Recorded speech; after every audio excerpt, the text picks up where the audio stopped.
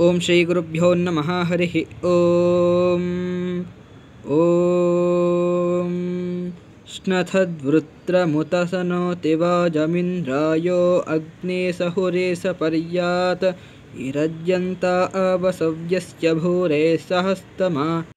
सहसा वाजयन्ता तायो ओधिष्टमभिगा इन्द्र नूनमपस्वरुषसो अग्ना ऊल्हाः दिशस्वरुषस इन्द्रचित्रा अपोगा अग्ने युवसे नियुत्पान आवृत्रः विश्वस्मैरिन्द्रजातन्नमो ओभिरग्ने अर्वाक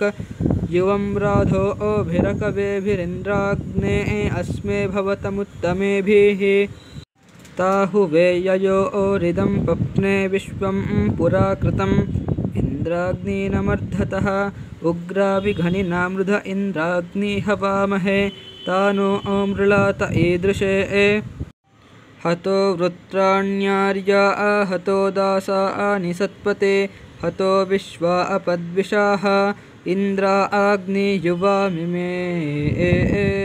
एभिस्तोमा अनुशता पिबतं शम्भुवासुतं यावां सन्ति पुरुस्पृहो नियुतो दाशुषे नरा इन्द्रा आग्नीताभिरागतं ताभिरागच्छतन्नरोपेदं सवनं सुतम् इन्द्रा आग्ने सोमपीतये तमीलिष्वयो अर्चिषावना विश्वा अपरिष्वजत कृष्णा कृणोति जिह्वया य इद्ध आविवा आसति सुम्नमिन्द्रस्य मर्त्याः द्युम्नाय सुतरा अपः तानो वाजवतीरिष आशोन्पिपृतमर्वतः इन्द्रमग्निञ्च ओह्लवे उभावा आमिन्द्राग्नि आहुवध्या उभाराधसः सहमा आदयध्यै उभादातारा विशाम्रयेणामुभावाजस्य सातये हुवेवाम्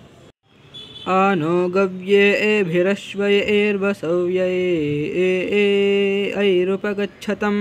सखा आयौ देवौ सख्याय शम्भुवे इन्द्राग्नीता हवामहे